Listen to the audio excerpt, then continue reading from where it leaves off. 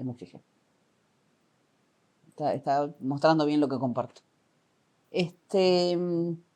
Porque habla mucho de la historia, de la programación, de la máquina de Turing, que me parece que perder tiempo acá en la clase no, pero vamos a ver algunos detallecitos de las PowerPoint que me interesa ver y algunos con los que yo no estoy de acuerdo. Pero bueno, vamos a discutir a ver qué piensan ustedes.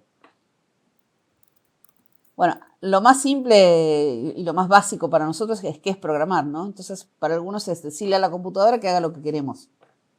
Y después aclara, no es a la computadora, sino a un modelo de cómputo, porque después aclara más abajo que una computadora en realidad es un modelo de cómputo. Y después, ¿qué es un cómputo? Porque tengo que ir desarmándolo hasta llegar a qué es una computadora, ¿no? Estuvimos viendo la clase pasada eso. Y en general casi todos los modelos de cómputo funcionan como secuencias de instrucciones. O sea, le vamos dando una instrucción que sigue otra, que tal vez una instrucción me hace saltar a otro lugar del programa, como por ejemplo cuando ustedes usan los if, los case o todas esas cosas, hacen que una instrucción salte a otro lugar, pero sigue siendo como una secuencia. Algunos modelos de cómputo no usan el modelo secuencial, después vamos a ver cuáles, pero en general casi todos funcionan así, como un modelo secuencial. Entonces, ¿qué sería programar? Es comunicarle una solución a un problema. Bueno, dice, no cualquier solución tiene que poder expresarse en términos de un modelo cómputo. Y esto es en lo que yo no estoy de acuerdo. Acá dice, para preparar un mate no hay definido un modelo de cómputo. Sin embargo, nosotros, no sé, yo que di muchos años pensamiento computacional en Uruguay, justamente el pensamiento computacional dice que los modelos de cómputos se basan en todo un pensamiento computacional, o sea, todo se puede transformar en pasos para llegar a una solución. Entonces, para mí, preparar el mate podría tener una secuencia de pasos que llegan a una solución. Tal vez no se llamaría modelo de cómputo, pero no deja de ser parte del pensamiento computacional. O sea, ¿qué pasos tengo que seguir para solucionar que quiero tomar un mate y tengo los elementos, tengo los datos? ¿Cómo llego de esos elementos, de esos datos que son los elementos para preparar el mate, a la solución que es poder tomar un mate? Sí, y creo que existen esos pasos. Yo me acuerdo que en pensamiento computacional Sí, estaba... Claro, eso lo vimos cuando armábamos el autómata en programación 1 y casualmente Sí. estaba el ejemplo del mate. Bueno, por eso, para mí Así que sí, casi todas las cosas se pueden solucionar. Tal vez no es la palabra modelo de cómputo, pero sí es pensar, son secuencias computacionales. Muchos problemas que por ahí no parecen ser de una computadora.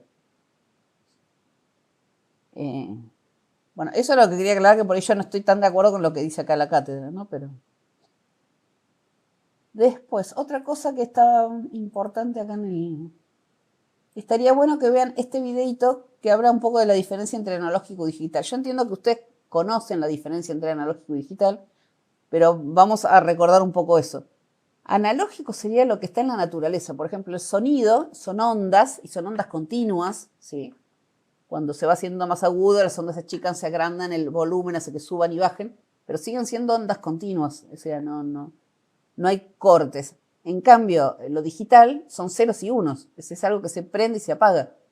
Y a veces esos ceros y unos imitan lo analógico. O sea, cuando estamos hablando ahora en esta charla en Meet, en realidad lo que hace es transformar todo lo que es analógico en digital.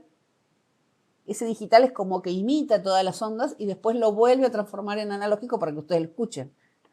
Entonces está bueno porque en la computación se usa muchísimo esto de transformar lo analógico en digital, digital en analógico, porque nosotros como seres humanos en realidad vivimos en analógico, no en digital. Entonces está bueno que vean ese videito que está bastante interesante, el tema de la diferencia entre analógico y digital. Después ya habla de la historia, de la computación, la verdad que esto es más para que lo lean.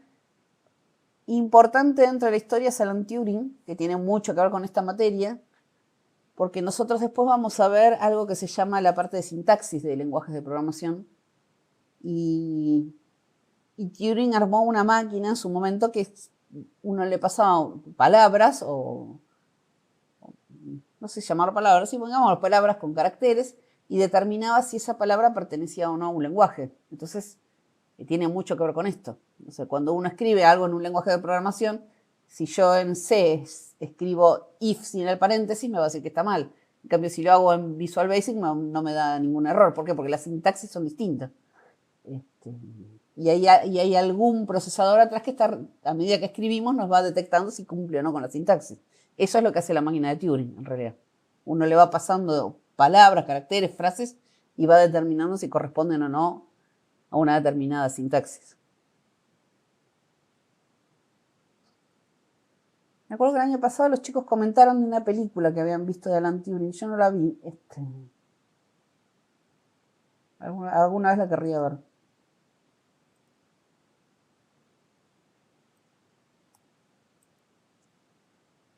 Y después, con un ejemplo bastante didáctico, habla de cómo entre comillas, es medio una historia ficticia esto, ¿eh? No es súper real. Cómo se llega al invento de la computadora, ¿no? Que había una persona que no le gustaba hacer procesos repetitivos, entonces dice, bueno, ¿cómo hago esto que es automático, que no lo tengo que pensar porque es algo repetitivo? ¿Cómo hago para no tener que hacerlo yo? Entonces inventa una máquina para contar el ganado. Se vea que contar el ganado que entraba a los distintas en los distintos establos. Entonces, ¿qué hizo? Puso una balanza en cada establo, que serían estas de los costaditos, y cada vaca que pasaba movía esta polea y movía este artefacto que estaba acá. Y esto hacía que esta balanza fuera subiendo o bajando los pesos. Entonces, cuando terminaba, había contado el peso de todas las vacas. Como que la balanza del medio contaba todo. Entonces había como hecho como un sumador, entre comillas. Y después pensaba, bueno, si puedo hacer un sumador, puedo hacer uno que reste, uno que produzca, que haga el producto, otro que divida y así. Pero después dijo, claro, cada día alguien me pedía algo distinto y yo tenía que pensar qué máquina usar. Entonces decidió pensar, ¿y si yo sumo todas las máquinas que yo hago en una, que va decidiendo cuál es la máquina que tiene que usar? Bueno, más o menos como que eso fue el inicio de la computación. Como que la computadora hace distintos procesos, todos esos procesos juntos van armando un modelo de cómputo. Como que van sumando, y todo eso hace que se pueda después resolver, entre comillas, cualquier cosa. Bueno, y así es como aparece la programación. Bueno, a mí me van definiendo qué es lo que quiero que haga, según eso voy decidiendo qué función o qué proceso necesito hacer y voy teniendo los resultados. Bueno, pero yo diría que no, esto después le hablo a ustedes tranquilos porque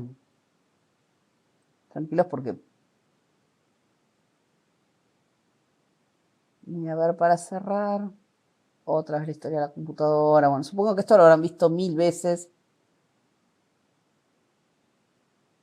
El primer algoritmo, que es el de Lovelace. Bueno, esto es todo historia, así que es cuestión de leer nomás.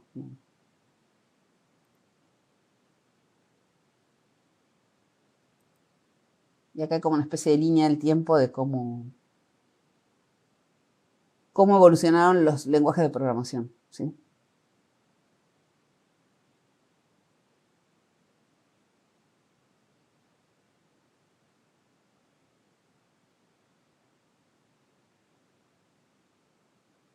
Bueno, entonces lo que sí vamos a hacer es ver otra vez un poquito más de Haskell. Para los que vinieron después un poco más tarde, estaba hablando con los primeros chicos que llegaron, el tema de cómo va a ser la evaluación de esto, porque la verdad que a mí no me interesa que ustedes sean expertos en Haskell y que yo les dé cálculos complicadísimos para que resuelvan, y me interesaría más que ustedes entiendan por qué es un lenguaje funcional y que ustedes armaran una clase de cómo le explicarían a los chicos, por ahí no Haskell específicamente, sino qué significa un lenguaje funcional, qué significa utilizar funciones, tipos de datos, que es como lo básico de todo lo que es programación. Y me parece que es más didáctico y más funcional a lo que ustedes van a trabajar cuando se reciban que ponerse a estudiar Haskell y decidir cómo sacan el cuadrado de un vector de 5 posiciones, no sé.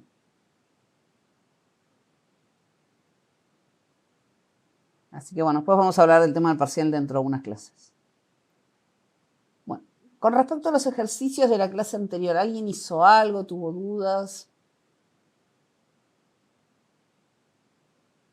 Yo, profe, sinceramente no hice nada. Me quedé con lo que... Con lo que habías, pero vos eras el que ya habías hecho algunos. No, Daniel. Ah, Daniel. Porque- Ah, no, está bien, porque las voces son re parecidas. Y no sé quién está hablando. no Bueno, sabía. Haskell es como que hasta que ustedes no se sientan y hacen algo, no lo van a entender. Es así de simple. Por más que yo les muestre 80.000 diapositivas, 10 ejemplos, hasta que ustedes no se sientan y escriben un programa en Haskell y luchan con el compilador hasta que funciona, no lo van a entender. Es así de simple. Yo les puedo explicar, no sé, de 10 formas distintas, pero cuando se sientan y lo hacen ustedes es cuando lo entienden. Así de simple es Haskell, no hay otra forma.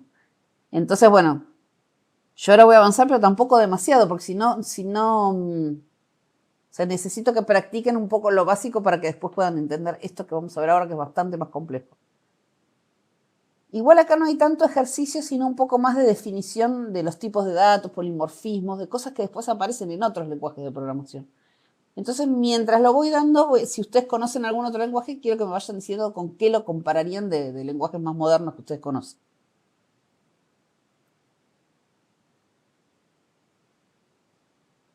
Bueno. ¿Puedo repetir? Perdón, profe. ¿Qué cosa? ¿Lo último? Ah, que ahora voy a mostrarles algo. No van a ser como ejercicios, van a ser como polimorfismo, como propiedades de Haskell que también se usan en otros lenguajes actuales. Entonces, a medida que yo lo vaya dando, les voy a preguntar cómo conocen eso en los lenguajes más modernos. Porque supongo que Python, por ejemplo, ustedes usaron, me pueden hacer alguna comparación con eso. Sí, profe. Bueno. Habíamos dicho en la clase pasada que las funciones son valores, pero que a su vez pueden ser argumentos de otras funciones. O sea, que una función puede ser el argumento de otra función. El argumento es como parámetro. Es como, por ejemplo, cuando yo digo, bueno, hago una función que sea el doble de x. Se llama doble y recibe x. X es el parámetro, ¿sí? O es el argumento. Pero esa x a su vez puede ser una función. O sea, doble puede recibir a x o puede recibir otra función que sea, no sé, resta de xy. O sea, que doble reciba como parámetro a resta de xy. Ese resta de xy es un valor que después se lo va a pasar a doble. O sea, las funciones también pueden ser argumentos que se pueden pasar a otra función. Como una función que llama a otra función. Entonces, por ejemplo, acá yo tengo suma de xy, que lo que hace es sumar dos valores, ¿sí? X más y, es re simple. Y flip lo que hace es invertir esos valores. O sea, si tengo xy, los transforma en ix. Entonces, si a flip yo le mando suma de xy, lo que hace es invertir los valores, pone suma de ix, entonces lo suma al revés, hace y más x. En la suma no va a haber diferencia, pero si eso lo aplicáramos a resta o a división, sí habría diferencia entre hacerlo en un orden que en el orden inverso. Otro ejemplo sería, acá yo tengo suma 1, que lo que hace a un número le suma 1. Si le paso un 3 me va a devolver 4. Si le paso un 8 devuelve 9. ¿Sí? Devuelve uno más. Y twice lo que hace es hacer dos veces lo que me diga esta función. O sea, hace dos veces la función suma. Hace suma 1 de suma 1 de x. O sea, recibe como parámetro una función y lo que hace es aplicarla dos veces. Entonces, ¿cómo se resuelve esto? Siempre es de derecha a izquierda. ¿Sí? Suma de x lo que hace es, a x le suma 1, por ejemplo, si le mandé 8 me va a devolver 9, y ese 9 se lo va a pasar otra vez al suma acá. Entonces a ese resultado le va a volver a sumar 1. ¿Sí? Esto es como una función pasa como parámetro a otra función.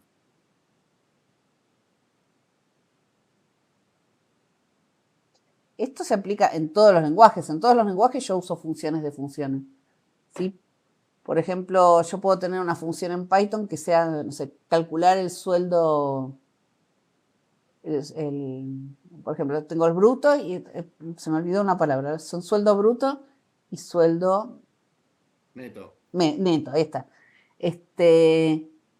Por ejemplo, puedo tener una función que calcule sueldo bruto y a su vez sueldo bruto lo que hace es calcular el sueldo básico según tu categoría y años de antigüedad. Entonces, sueldo bruto a su vez tiene parte de sus parámetros, es una función que es sueldo básico. Es ese básico que corresponde a tu función antigüedad. Esto se usa un montón en programación, no es algo propio de Haskell nada más. ¿Sí? Por ahí Haskell lo que tiene un poco raro es la forma en que se visualiza, pero no deja de ser eso, una función que llama a otra función.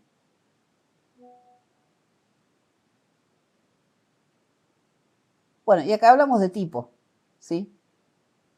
suma probablemente reciba tipos numéricos. No estaba aclarado, no estaba definido en ningún lado, pero probablemente reciba numéricos. Y si flip lo que hace es invertir eso que hace suma, va a tener que recibir el mismo tipo de dato que recibe suma. O va a devolver el mismo tipo de dato que recibe suma. Lo mismo este. Twice, que llamaba 2 veces a una función, si recibe un doble, va a devolver un doble, ¿sí? Porque suma 1 y ese a su vez suma 1 de un doble, va a devolver un doble. O sea que van a devolver el mismo tipo de la función que están recibiendo.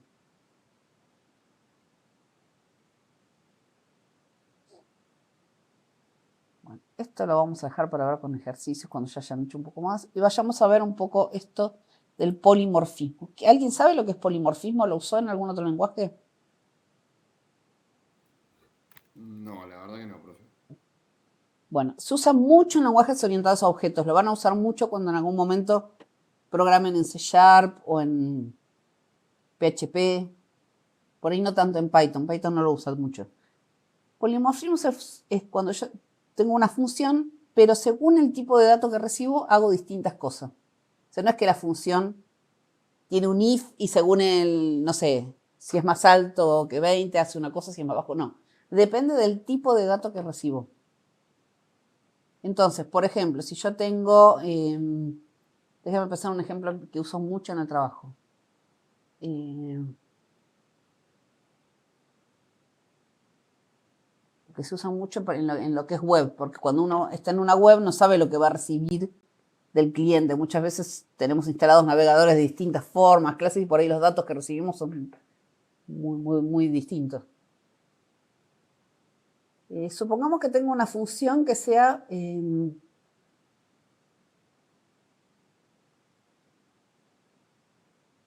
mostrar un objeto, mostrarlo en la pantalla. Entonces, por ahí no es lo mismo que si yo recibo un JPG, que si recibo un PDF, que si recibo un TXT. Tengo que usar distintos métodos para mostrar eso en una pantalla. Sí, por ahí un JPG lo tengo que mostrar con un visualizador de imágenes, un PDF le tengo que usar una extensión de Chrome que muestre PDFs.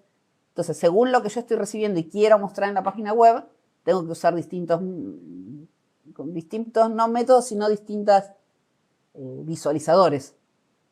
Entonces, tengo una función que sea mostrar objeto. Así a seca se llama, mostrar objeto. Entonces, si recibe un JPG, va a funcionar de una determinada forma. O sea, voy a instanciar significa que esa función va a tener un desarrollo de una manera según si viene un JPG o si viene un TXT. Entonces, si recibe un JPG, va a ir a buscar la instancia que le dice, cuando recibís un JPG, hace esto. Y usa este visualizador. Si recibe un PDF, llama como a otra instancia de esa función. O sea, es la misma función escrita de distintas maneras para cada tipo de datos que recibe. Entonces, esa función no va a tener un tipo de datos definido. Puede recibir múltiples tipos de datos, pero según lo que recibe, sabe lo que tiene que hacer. Profe, yo tuve Sí. algo similar, pero no como polimorfismo, sino A como ver. tipo de clase con Ruby. A ver, sí, Ruby usa. Donde vos, digamos, según el tipo de clase por objeto que tenías, digamos, ibas intercalando entre uno y otro. No, es lo más parecido a lo que usted está comentando. Es prácticamente eso, sí. Porque las clases son tipos de datos en realidad en programación. Yo lo conocía como tipo de clase, no como... Claro, sí, las clases forman como tipo de... Yo puedo tener una clase, no sé, cliente, y es un tipo de dato. Es un tipo de dato que va a tener apellido, nombre, no sé, datos de clientes, pero es una clase es un tipo de dato. Entonces, bueno, eso es un caso así también. Si yo quiero mostrar datos de personas, según el tipo de persona que me manden, voy a mostrar distintas cosas. Si me mandan un cliente, por ahí voy a mostrar, no sé, el saldo de su cuenta, además de su apellido y nombre. Si me pasan un alumno, un tipo de dato alumno, voy a mostrar las notas o los promedios. Es lo mismo, lo mismo. Sería ese mismo caso que decís vos, es polimorfismo. Sí, me parecía que era parecido. Gracias. Claro. Bueno, antes de empezar a explicar acá polimorfismo, hay algunas definiciones o reglas.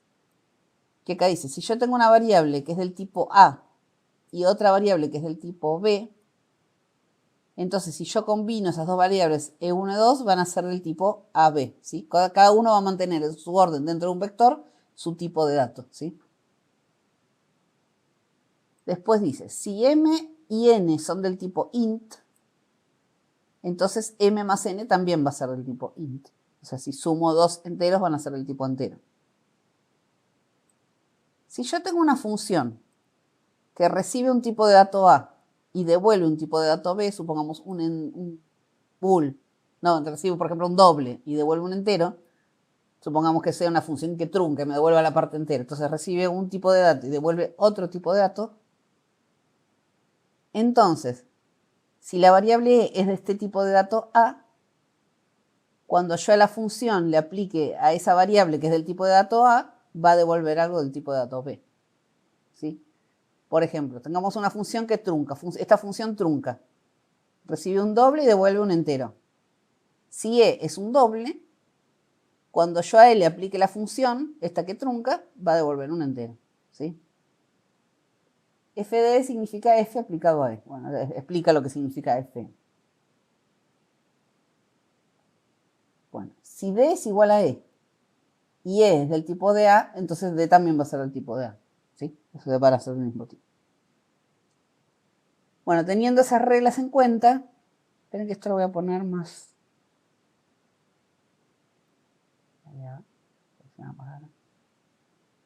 Ahí lo ven igual ustedes con lo que estoy compartiendo. Sí, lo único que me preocupa de esto es que cuando yo toque voy a cambiar de dispositivo. Tengo que tener cuidado en nuestro clic. Se ve perfecto. Voy a hacer así, voy a compartir. A ver si me deja. Y yo lo estoy viendo en 42 pulgadas, así que para mí es cine esto. Claro. A ver, esperen que está entrando alguien. Justo cuando pongo la presentación. ¿Dónde está lo que estoy llegando?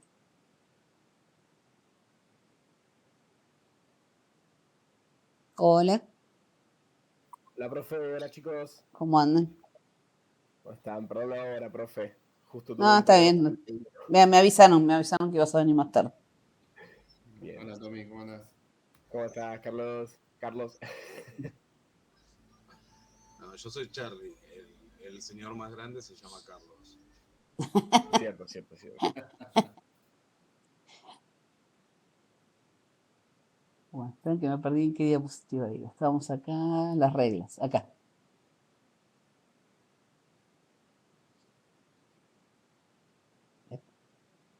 Y estaba haciendo esto para no equivocarme, porque si yo estoy muy acostumbrada a hacer clic y voy cambiando de diapositiva y no es lo que quiero mostrar cosas.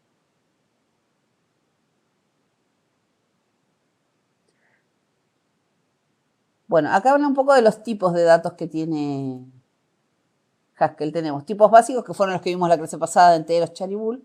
Y después tenemos tuplas. Tuplas significa que son conjuntos de distintos tipos de datos. O sea, yo en una tupla es como si fuera un vector. No sé, los que ustedes ya vieron alguna vez vectores, matrices.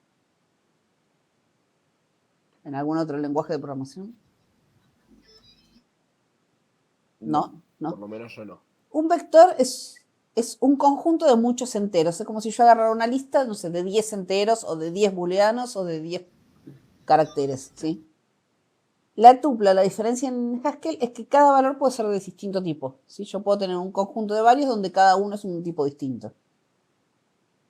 Después tenemos listas, que sería lo que es vectores en otros lenguajes, que ahí sí, todos los de la misma lista son del mismo tipo, ¿sí? Si la nombro como entero, son todos enteros. Y después función, que recibe un tipo y devuelve otro tipo de dato. O el mismo, no importa, pero recibe un tipo y devuelve un tipo. Bueno, y acá sería lo que aparece como polimorfismo. Esperen que quiero sacar este cosito de acá. Para que no me tape esto. Yo acá tengo una función id, no sé lo que hace, pero tampoco sé qué recibe. Por eso pongo dibujito así, no sé qué tipo de dato es. Pero vamos a ver qué es lo que devuelve. Vamos a ver distintas formas donde uso id, vamos a ver qué va devolviendo. La definición de la función es que devuelve x. O sea, yo le mando un parámetro y me va a devolver ese mismo parámetro. O sea, si le mando 3, va a devolver 3. Si le mando no sé, 45 va a devolver 45. Entonces vamos viendo. Si recibe un 3, va a devolver un int. Si recibe una A entre comillas, que es una letra, va a devolver un char. Si le recibe un true, va a devolver un true, que es un tipo bool.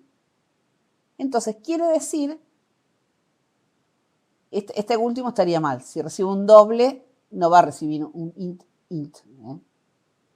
Entonces, ¿qué quiere decir? Que esto no tiene un tipo de dato definido. Según lo que recibe, devuelve distintas cosas. Eso es un tipo de polimorfismo.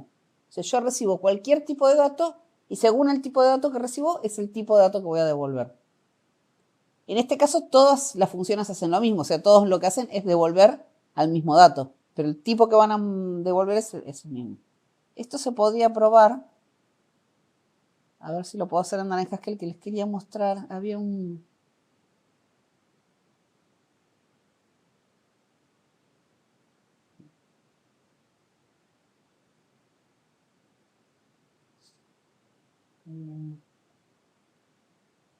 A ver si encuentro, porque no me acuerdo cómo es el nombre de la función que devuelve.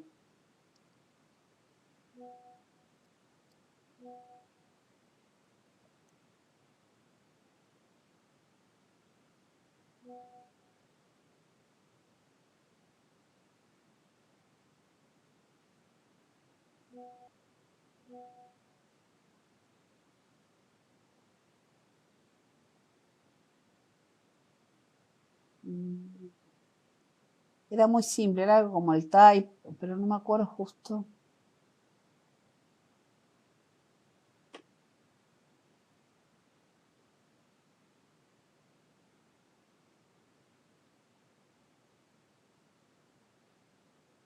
A ver si está acá. Así les mostraba cómo...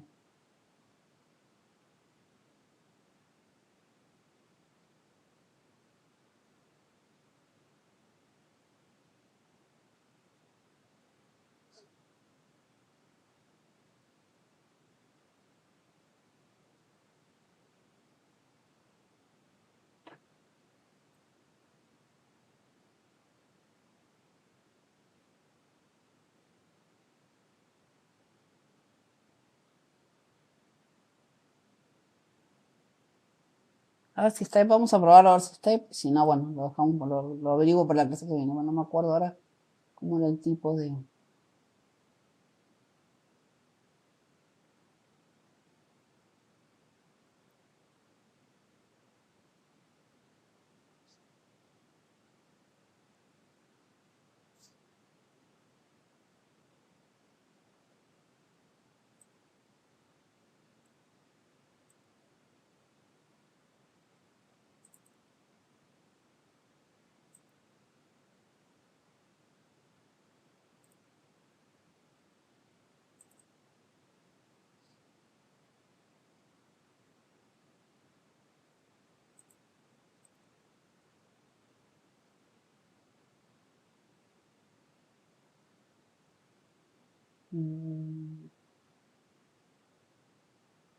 yo no me quería parar. Es acá.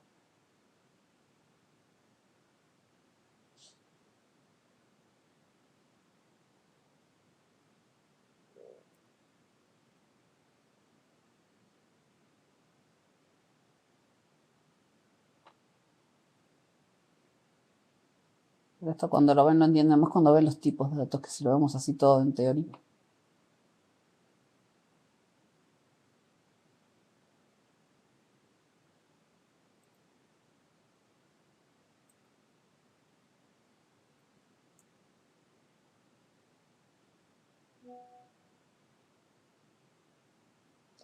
Yo me la voy a poner primero.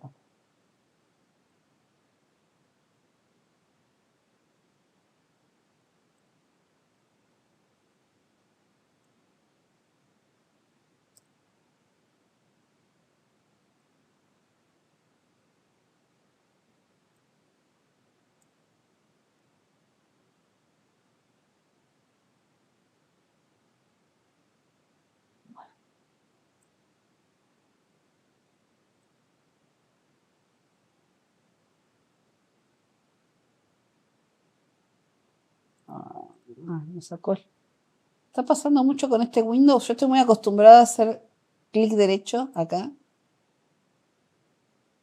Cuando responda en algún momento. Poner nuevo. Y que acá me aparezca tipo de datos TXT. No me aparece ahora. Cada tanto se me desaparece. Y tengo que tocar algo en el registro, no sé qué, o reiniciar la PC. A veces reiniciando la PC se arregla.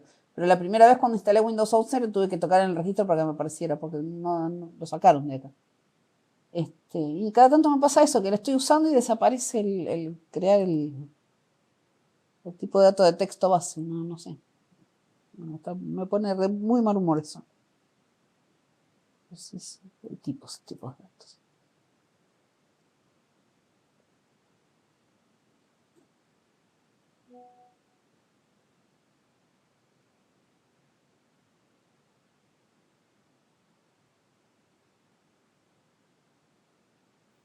Puede fallar, profe.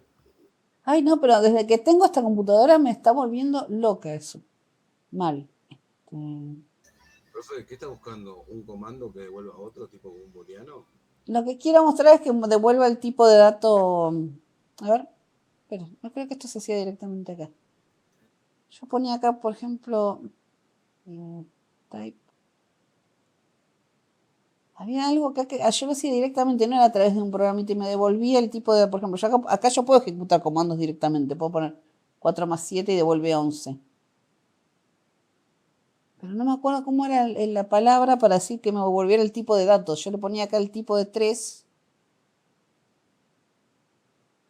No me acuerdo cómo es el comando.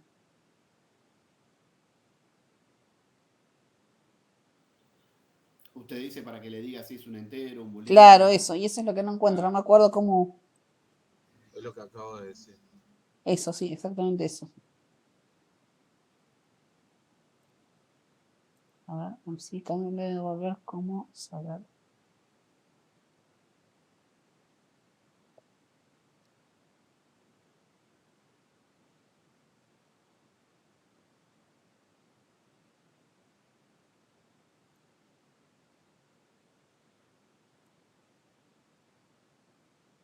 ¿Cómo obtener un tipo de datos? ¿No?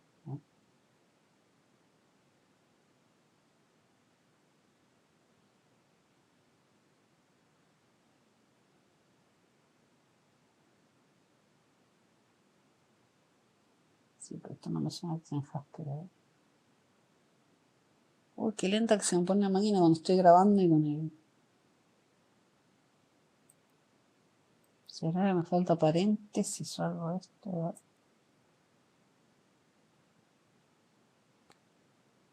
Puede ser que más adelante en la diapositiva esté. A ver, yo me estoy haciendo un lío acá. No, bueno, vamos a ver si en las diapositivas por ahí más adelante aparece. Ahora después lo probamos.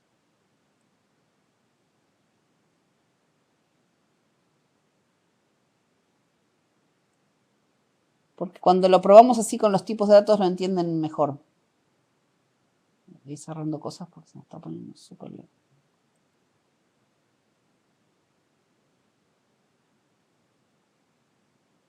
Esto lo voy a dejar abierto porque el usamos total no ocupa mucho memoria.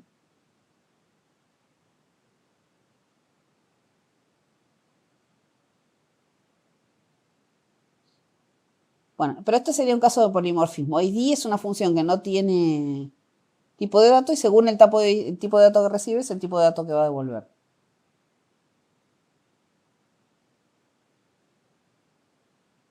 Entonces por eso se pone esta en mayúscula cuando uno no sabe qué tipo de dato va a recibir. Lo que dice es, no importa qué tipo de dato recibo, voy a devolver el mismo tipo de dato. ¿Sí? En ese caso son variables de tipo. ¿Sí? No le digo específicamente qué tipo es, sino que si recibe de un tipo va a devolver del mismo tipo. Entonces por eso dice que la identidad es una función polimórfica, porque puede recibir cualquier tipo y devolver del mismo tipo.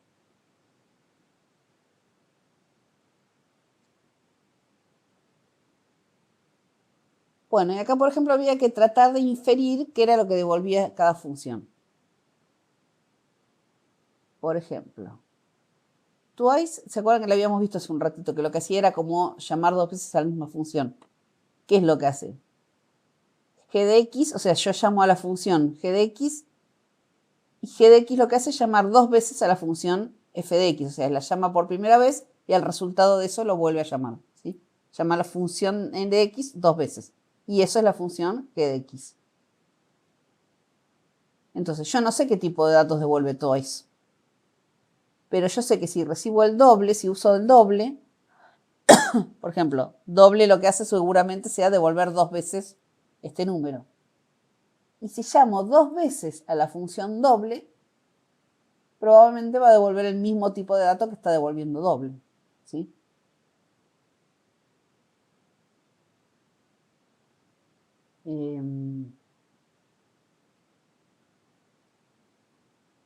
Acá está, con doble T. 2 puntos T, a ver. Doble T de ID devuelve. Ahora vamos a probar. Pero lo vamos a poner ahora cuando hagamos un ejercicio. No lo hagamos así suelto porque... Vamos a poner.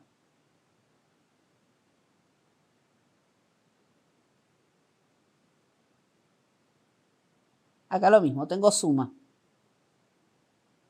Si sumo 2 más 3, ¿qué es lo que va a hacer suma? Entonces, va a recibir dos números de qué tipo, no sé, pueden ser enteros o dobles. Y probablemente si yo no le definí el tipo, si recibe enteros va a devolver enteros y si va a recibir dobles va a devolver dobles, porque sumar dobles me va a dar como resultado un número doble. Bueno, doble lo que hace es duplicar un número. Si recibo un entero, va el doble de 5, que es un entero, va a ser 10, que es otro entero. Pero si recibo un número de tipo con coma, va a devolver otro número de tipo con coma, ¿sí? Que es el flotante. Twice va a llamar 2 veces a la función doble. Entonces doble, si recibe un entero, va a devolver un entero. Y a su vez llamar 2 veces a la función que devuelve un entero, también va a devolver un entero. Entonces todas estas serían como funciones polimórficas. Así que dependen del tipo de dato que reciben, el tipo de dato que van a devolver. Bueno, y acá va mostrando, ¿ves? Si es un int. Después no sé si es un ejemplo con un float. Está abajo. Bueno, no puse el ejemplo, pero si recibe enteros va a devolver enteros, si recibe dobles va a devolver dobles, y así.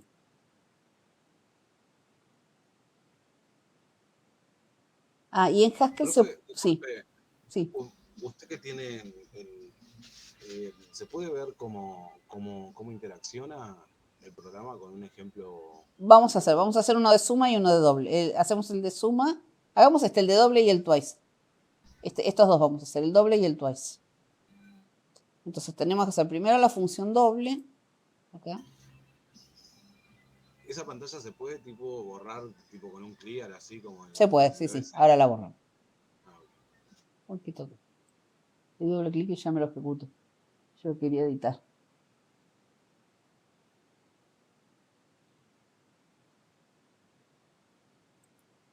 Ahora sí que se chifla, no me lo dejo editar. ¿Qué pasa? Ahora sí. Se me había borrado el editor también.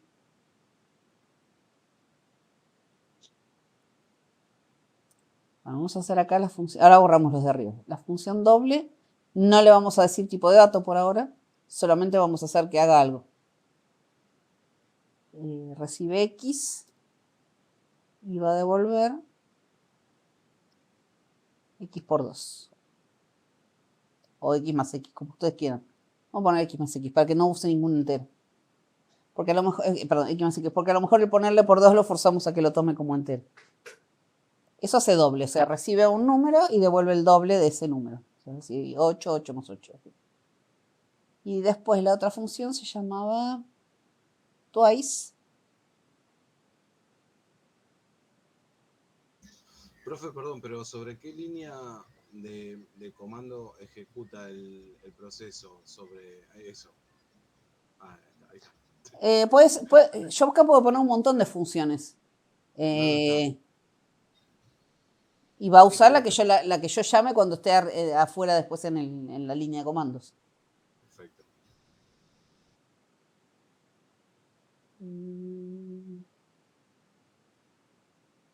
Vamos a ver, estaba.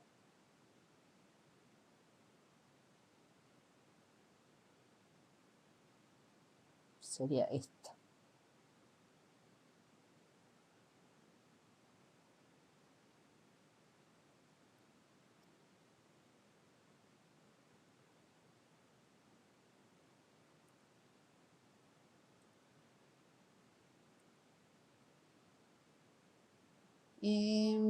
A ver, vamos a ver si lo compila bien.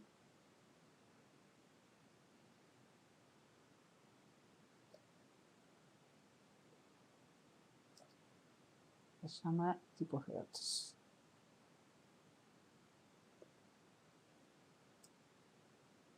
Compila bien. Vamos a hacer primero doble solo. ¿Sí? Voy a poner doble de 6. Devuelve 12. Esperen que está muy chiquitito ahí abajo. Les voy a agrandar un poco la letra. A ver si me deja.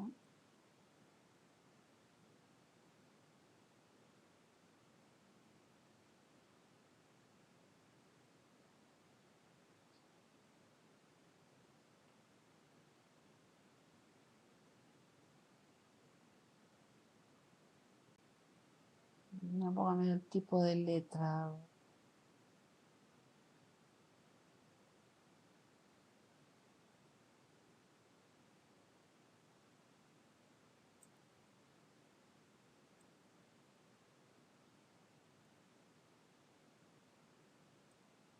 Bueno, me encantó, me lo cambió acá, pero no es. En pantalla, profe, creo que lo puede cambiar. La parte de configuración en pantalla. Sí, bueno, no importa, después lo hacemos. Pues mira lo que te copié 1000 veces esto.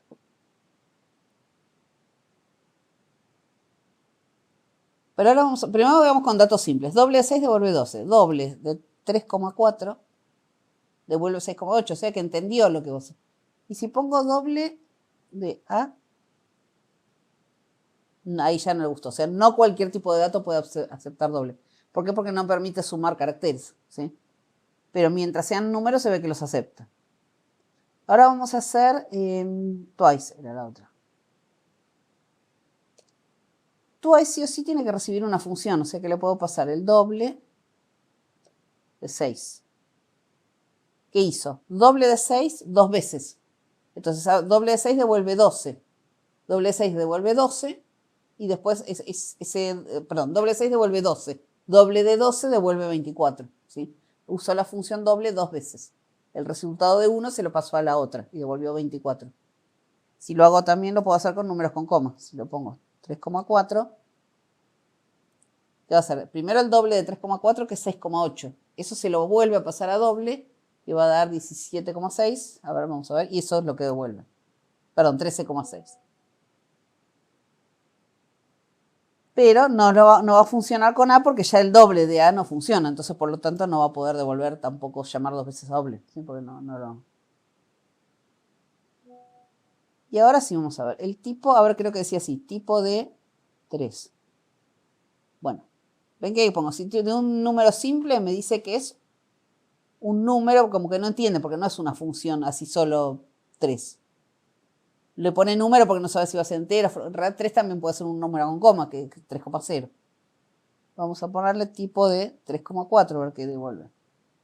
Ahí ya sabe que es fraccional, que tiene coma. Y ahora vamos a ponerle el tipo de doble. O sea, estoy preguntándole qué tipo tiene la función doble. Y me dice, doble recibe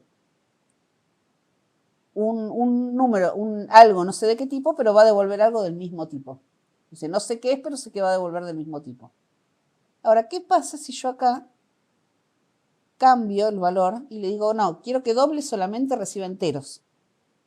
O sea, lo voy a cambiar. Entonces acá voy a decir que es un entero, recibe un entero y devuelve un entero.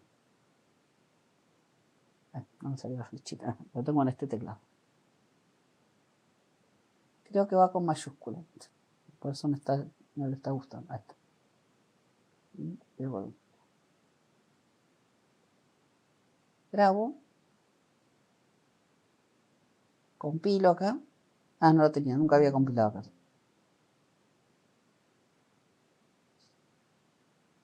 Y ahora vuelvo a llamar a int, perdón, a doble con 6. Con 6 va a funcionar porque es un entero.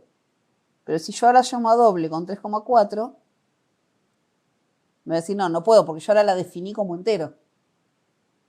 Por lo tanto, tampoco me va a funcionar el twice si uso 3,4, porque ya doble no funciona. Entonces tampoco va a funcionar el twice. Aunque a twice yo no la restringí, dije, puede recibir cualquier cosa, pero como la función que tiene adentro no puede resolverlo, tampoco puede resolverlo twice.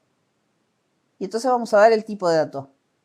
Tipo de dato de doble, fíjese que antes me había dicho, acá me había dicho que era A, que era cualquier tipo de dato, y ahora me está diciendo no, ahora es entero y devuelvo entero. ¿Sí? O sea, cuando yo le defino el tipo de dato, ya cambia también el tipo que me muestra, que me muestra el compilador de Haskell. O sea que si yo primero no lo declaro, Haskell lo interpreta como el valor que vos le pusiste. Exactamente. 3 es un bien. Pero por algún motivo sabe que tiene que ser un número, ¿sí? Fíjense que cuando yo no lo había definido, se dio cuenta que tenía que ser un número, porque estoy haciendo una suma dentro, ¿sí? No puedo sumar caracteres. No me dejó poner cualquier cosa, ¿sí? Claro, lo mismo con el 3,4, ya se dio cuenta que era Claro. fraccional. Ahora vamos a cambiarlo y vamos a hacer la función ID, una función que devuelva, la primera, que devolvía cualquier tipo de datos. O sea, Ahí por dice, default siempre lo va a tomar como un entero o lo puede tomar. no, lo puede tomar, si no le digo, pues sabe que es un número de cualquier tipo. Número porque tengo un más acá. Ahora vamos a hacer alguna que pueda recibir cosas que no sean números también. Que era ID, que ID lo que hacía revolvía lo mismo que le estábamos mandando, ¿sí? Y en la misma línea no se puede poner que sea tanto entero como un ID. Como un doble. En la primera línea, en la línea 1, que estamos poniendo que Acá, esta. sería, claro, sí. Creo que se Además, pone así, sí, le podés poner que sea, cuando vos le pones esto, déjame esperar que tengo mal el mayor. No me acuerdo, no me acuerdo la sintaxis de Haskell, porque como es algo que no uso, déjame ver si así compila, a ver. Si no es otro el texto que va, pero vamos a ver.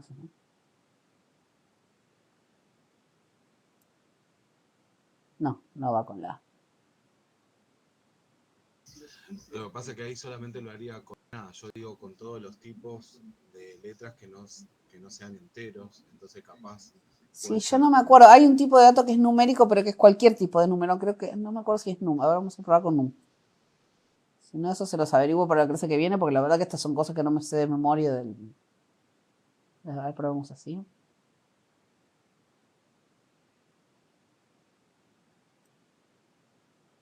Tampoco, no. A ver si acá en el ejemplo hay algo hecho con cualquier tipo de dato.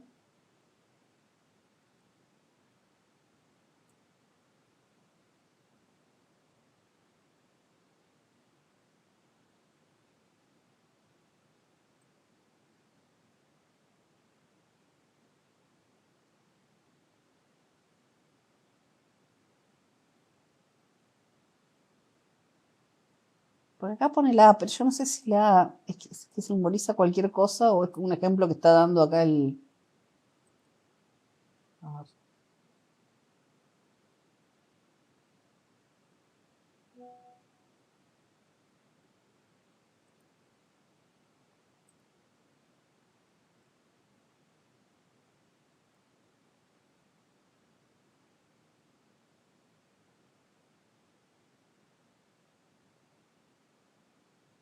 No, ¿sabes por qué no me está dejando usar cualquier número? Porque me está diciendo que yo estoy usando suma y que al usar suma no puedo elegir cualquier tipo de datos, no puedo usar esta opción. Porque no podría usar un carácter, por ejemplo, no me permite sumar un carácter. Por eso yo ahora les quería mostrar este caso. Vamos a ver el ID. El ID puede recibir cualquier tipo de dato porque recibe lo mismo que le estoy mandando. ¿Sí? Yo recibo un 3, devuelvo un 3. Recibo un 20,5, devuelvo 20,5. Vamos a probar este ejemplo.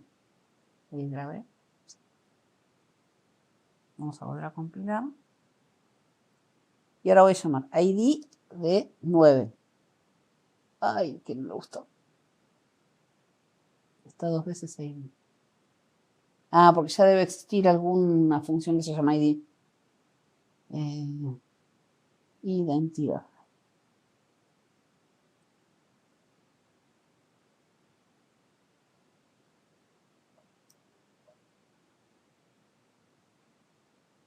Identidad 9.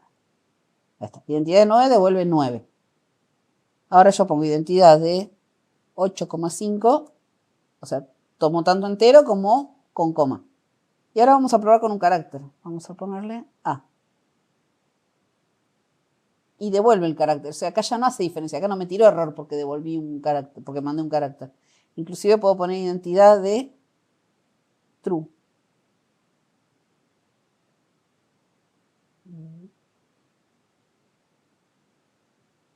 Y devuelve true. Y lo último, vamos a probar a ver si lo toma un vector. Un vector sería una palabra entre comillas.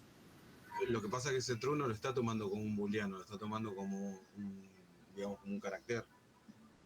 Yo creo que no, porque no le puso comillas. Si lo hubiera tomado como carácter, lo hubiera puesto entre comillas. Ah, ok. ¿Sí? Como acá, como el hola, ¿ven? Hasta le puedo mandar un vector. Un vector es un conjunto de muchas letras, ¿sí? Porque hora no es un string, es un string, pero un string a su vez es un vector de caracteres. Es un conjunto de varios caracteres. Y así todo me lo devuelve también, ¿sí? Devuelve. ¿Y qué pasa si yo le pongo identidad de una función? Vamos a poner de 3 más 4. O de un cálculo, digamos. ¿Sí? O sea, primero hace el cálculo y después hace la identidad del resultado que me da el cálculo. ¿Sí? O sea, yo le puedo dar, combinar cosas acá adentro. Puedo poner identidad de el doble de 3. Doble de 3 me va a devolver 6 y ese 6 se lo pasa a identidad y lo devuelve. Pero a pesar de que identidad puede recibir cualquier tipo de datos, como doble no puede recibir cualquier tipo de datos, si a doble le paso una doble me va a dar un error y por lo tanto no va a poder pasar identidad. ¿Sí? Ahí va a tener un error. ¿Sí? Pero no por identidad, sino por doble. Y si ahora yo le digo, a ver, decime cuál es el tipo. Sí, sí. ¿Pasar la función twice también? Le podríamos pasar la función twice. A ver, vamos a ver. Identidad. Pasa que twice sí o sí necesita recibir una función. Inclusive las podríamos llamar al revés. Twice, esperen, no. Twice de el doble de 3. El doble de 3 va a ser 6. Ese 6 lo va a volver a pasar por doble, va a dar 12. Y ese 12 se lo va a pasar a identidad. Y identidad me va a devolver 12. ¿Y qué pasa si hacemos el twice de identidad de 3? ¿Qué creen que va a devolver?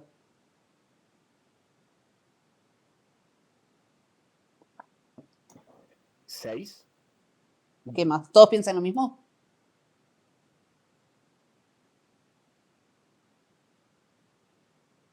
Nadie opina. Bueno, vamos a probar, ya que te animaste. Si perdés, ganas igual porque nadie se animó a decir otra cosa. Quedó la duda. ¿Qué es lo que hace? Identidad devuelve 3. Llama otra vez a identidad con ese 3. O devuelve a devolver 3. No es que suma identidades. Claro, no es que suma identidades. Lo que hace es llamar 2 veces a identidad. Ahora, si yo hiciera el doble de identidad, ahí sí daría lo que vos decís. Porque identidad de 3 devuelve 3 y ese 3 hace el doble. Y ahí me va a dar ese 6. Uy, me dio error. ¿Qué pasó? Ah, bueno, ¿cuál es el problema? Que identidad no sabe qué tipo de dato devuelve. Y doble sí o sí necesita un número.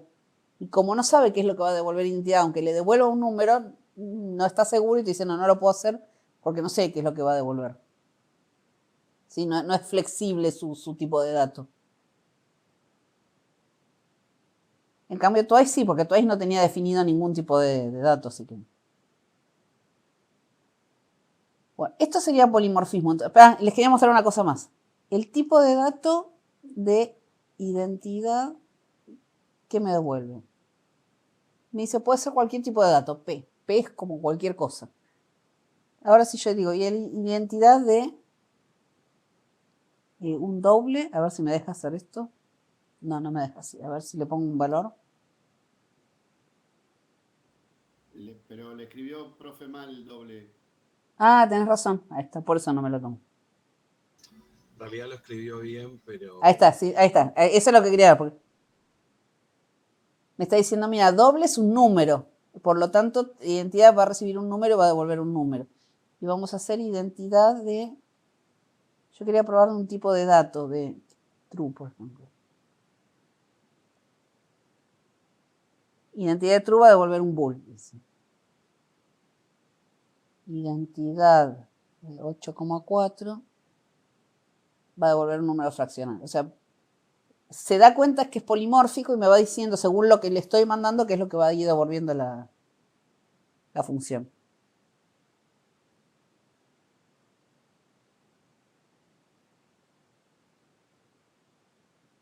Bueno, a ver si hay algo más como para que veamos acá. Bueno, esos son los mismos ejemplos más o menos que estuvimos haciendo. Acá habla de que se pueden escribir comentarios en Haskell, que está bueno hacerlo. Es una buena práctica en cualquier lenguaje de programación, es escribir comentarios. Es poner acá una doble línea y decir, esta función calcula el doble. Claro. Pero un número. Así. Uy, ¿cómo estoy hoy para escribir? Estoy re disléxico. Y si yo lo compilo no debería tirar error porque... Uy, yo... Por querer escribir menos, escribo más. Pero es más fácil escribir 2 puntos R que está haciendo todo esto. El que no tira ningún error porque todo lo que yo ponga después de las 2 líneas es comentario, no lo va a compilar. Profe, una consulta. Todo, digamos, una vez que compila, ¿esto se puede hacer similar a como cuando hacemos con Python para ir separando más o menos y ayornarlo un poco, que no esté todo el código tan encimado uno de otro? O sea, hay una compilación en el terminal. Sí. Entonces, si de repente podemos ir separando como por bloques, aunque sea por un print de pantalla, para no hacer un dibujo, digo, y entonces se va separando como cada operación que estamos haciendo. ¿Se puede hacer eso? La verdad que en Haskell no sé si se puede hacer eso. O sea, para que visualmente no se vea todo junto. Supongo que tendrá algo. Ahí tenemos todos los main, por ejemplo. O solamente nos guiamos desde un main hasta otro, de donde empieza y hasta donde termina. Claro, porque de un main a otro fue cada una de las ejecuciones que hizo. Después Sí. creo que tenés para limpiar. Clear, no me acuerdo cómo es la pantalla. A ver, clear. 2 puntos, clear. No me acuerdo la sintaxis de este lenguaje. A ver, vamos a buscarlo. Vos me lo habías preguntado hace un ratito y yo no es que te ignoré, lo escuché, pero lo iba a buscar después. No, está bien. No, yo sé, bueno, nada. Limpiar. Pantalla. PH. Porque esto ya no es de Haskell, sino del compilador, ¿no? Sí.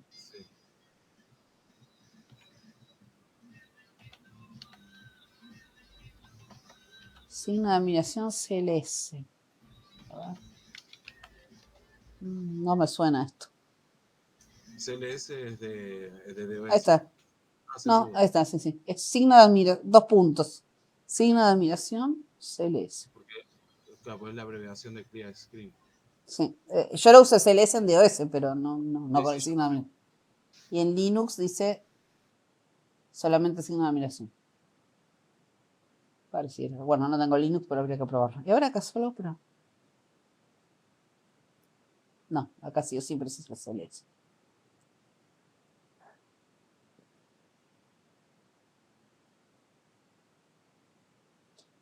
Bueno, y ahora viene la recursión, que sí es súper importante en todos los lenguajes de programación. De hecho, el otro día me resalvó la vida porque no es que me olvidé cómo hacer la recursión, pero hay cosas que son más fáciles que otras para hacer recursión. Y yo tenía que leer todo un PST que tenía un montón de correos y yo tenía que ir entrando de una carpeta a una carpeta a una carpeta y no quería estar mirando yo qué carpeta era para decirle esto. Yo quería que me baje todos los correos. Entonces decía, tenés que entrar a una carpeta. Si adentro hay otra carpeta, volvé a entrar y así hasta que llegues a la última instancia y ahí empezás a bajar los correos. Una vez que leíste todos los correos de esa carpeta, salí de esa carpeta y leí lo que queda ahí. Y así. Recursión es que esa función se va llamando a sí misma hasta que llega a un punto que tiene que salir porque si no quedaría infinito. Siempre el ejemplo que se da en recursión es factorial. La función factorial matemática. ¿La vieron alguna vez? Sí, esa sí la vimos. Siempre.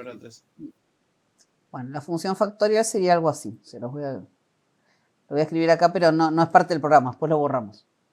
Factorial es, por ejemplo, factorial de 3. ¿Qué hace factorial de 3? Hace 3 por el factorial del anterior, o sea, de factorial de 2. Eso sería 3 por el factorial de 2, entonces es 2 por el factorial del anterior.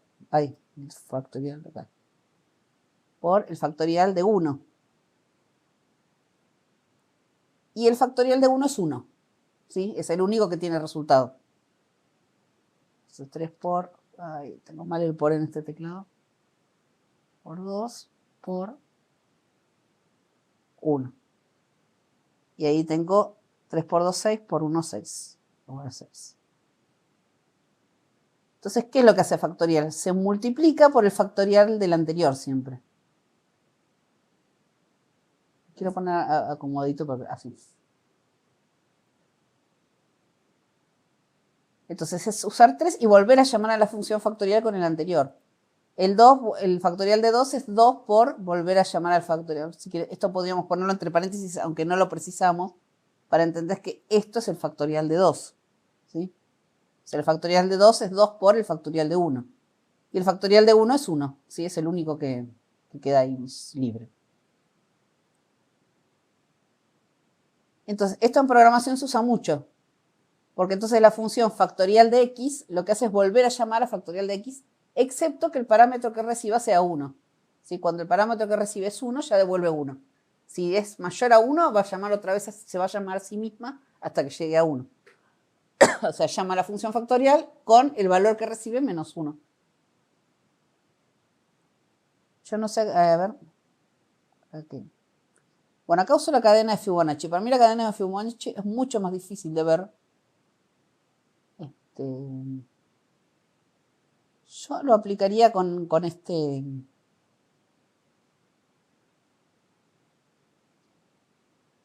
el de factorial, que me parece más fácil. Casi se fueron de mambo, usaron medio factorial. O sea, lo va restando de 2. Vamos a usar factorial común.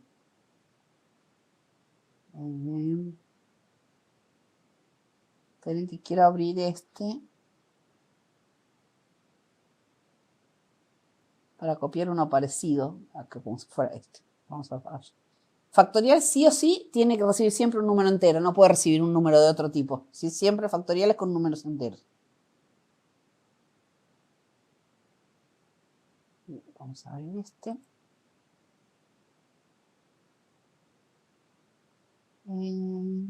Quería ver si había...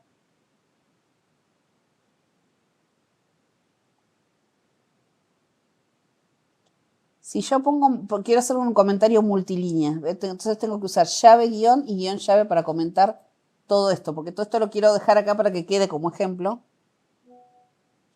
Lo tengo acá, llave, guión. Estoy con dos teclados, uno que tiene la llave y uno que no la tiene. Por eso me voy leyendo un teclado. Guión, llave. ¿Y eso lo veríamos por salida? Esto no lo van a ver porque esto es comentario, es lo mismo que esto. Es comentar algo para saber qué es lo que va a hacer lo que voy a hacer ahora, ¿sí? Entonces acá voy a poner ejemplo de factorial.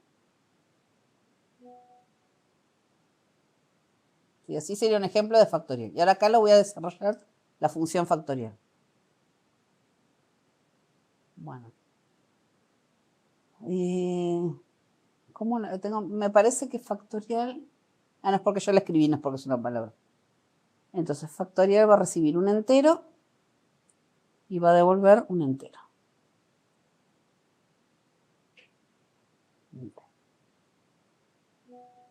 Y me estoy volviendo a los dos puntos.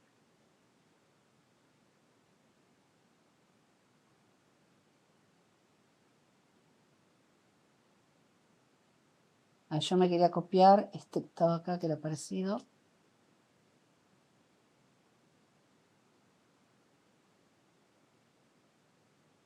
Uno como este.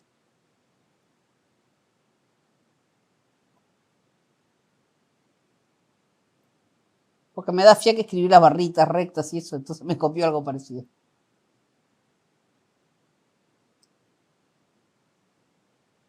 Bueno, pero acá en vez de máximo se va a llamar factorial y va a recibir solamente la x. Entonces, si la x es mayor que 1,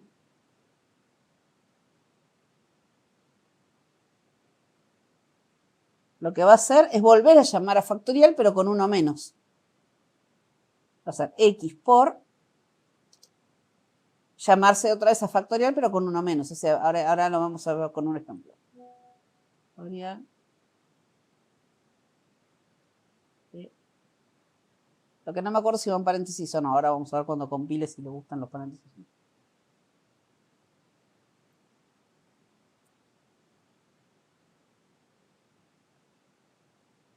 Y si no, en cualquier otro caso,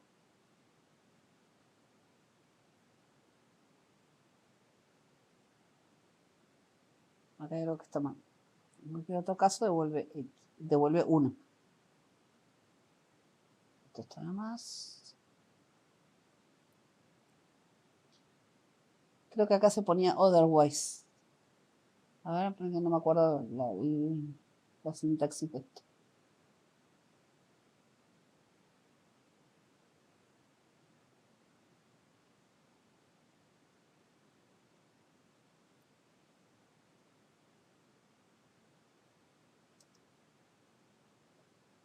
En cualquier otro caso, devuelve.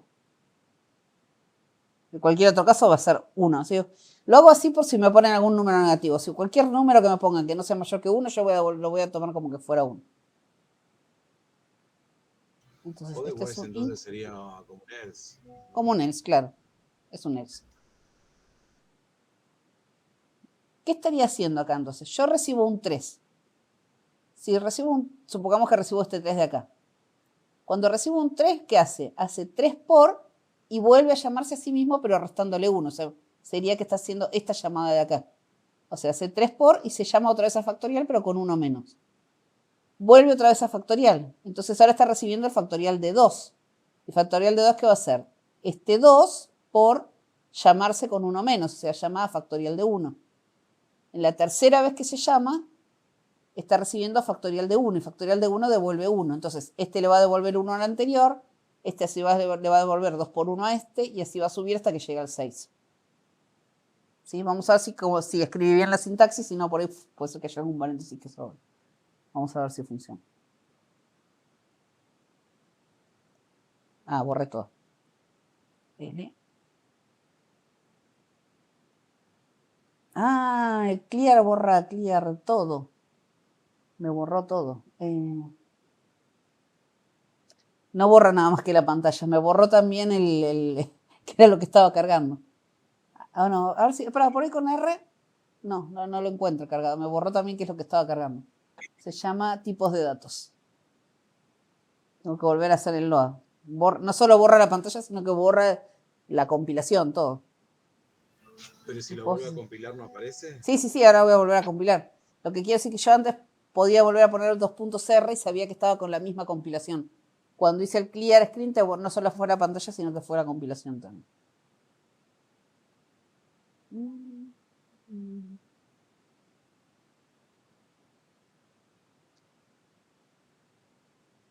Me parece que esta perdió la dirección donde estábamos. Esto salíamos con control X. No me acuerdo cómo se salía. Con 2 puntos Q.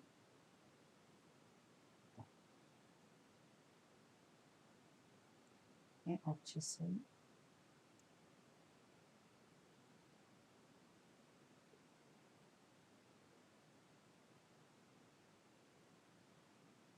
Se puso re lento.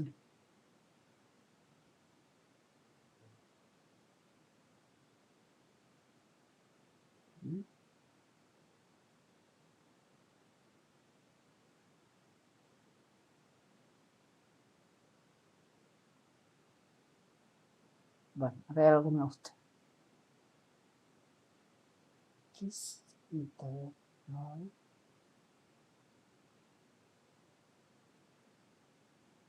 No le estoy pasando el parámetro.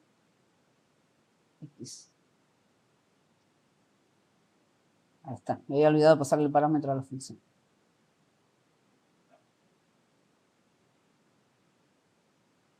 Acá también importa mucho la indentación. No exactamente. En el OR sí, en donde está cuando está ese OR con la barra vertical, o en el case, digamos, que está esa barra vertical, sí. Si no, las demás cosas no. Okay. Sí importan los espacios, que separemos con espacios. Algunas cosas sí tira error si no le gustan los espacios. Bueno, entonces vamos a ver si funciona. Factorial de 3. Devolviesen. Factorial. Factorial de 4 sería 6 por 4, 24. Sí, está devolviendo bien, lo hizo bien. Bueno, este sería entonces el caso de una función recursiva. Es una función que dentro de su definición se llama a sí misma. Cuando hay una función recursiva, en algún momento tiene que haber algo que la haga salir, que no se llame a sí misma, que alguna forma, porque si no se quedaría en un ciclo infinito llamándose eternamente. Siempre tiene que haber alguna opción dentro de la función que haga que devuelva un valor fijo. Ya sea un número,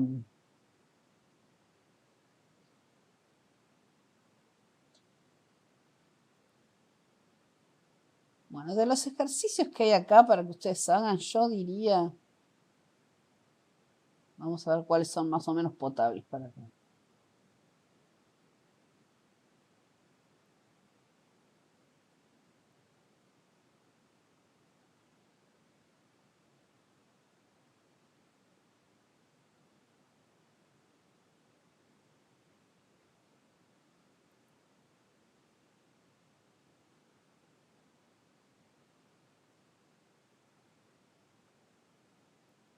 Ay, Dios, me puso recontra lento.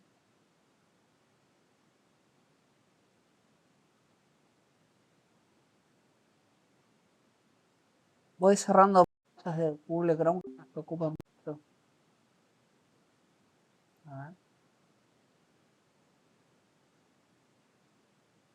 No, no hay nada que le guste. Vamos a ver acá. Este. Este lo guardo si ahora se lo subo. Eso lo quiero guardar. Este guarda. Ahí está, ahí funciona. Se liberó la memoria. A ver, el A lo pueden hacer, el B también.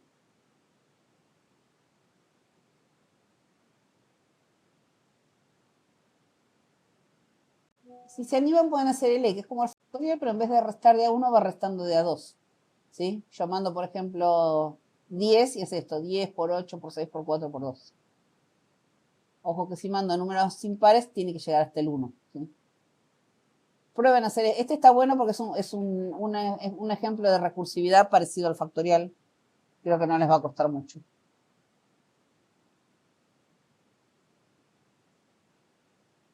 Bueno, no sé si tienen alguna duda antes de que terminemos.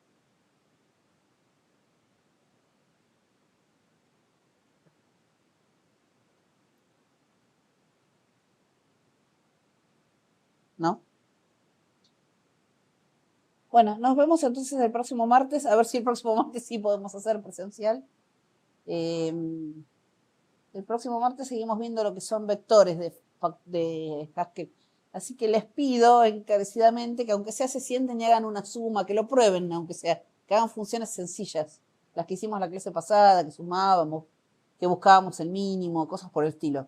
No importa que sean los mismos que ya tienen hechos, pero siéntense y háganlo ustedes también y van a ver, aunque sea para probar la sintaxis, porque fíjense que a mí cada clase también al principio me cuesta un cachito engancharle la...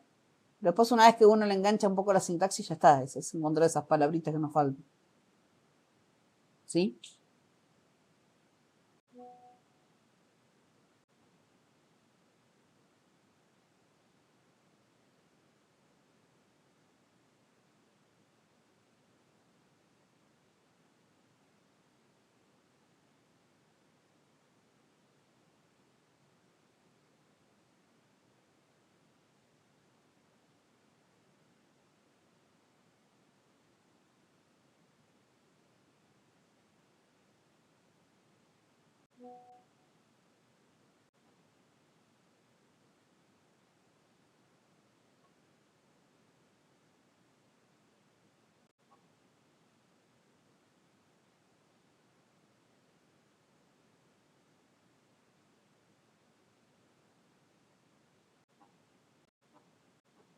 El negro, negrito, a full también. Ahí volví.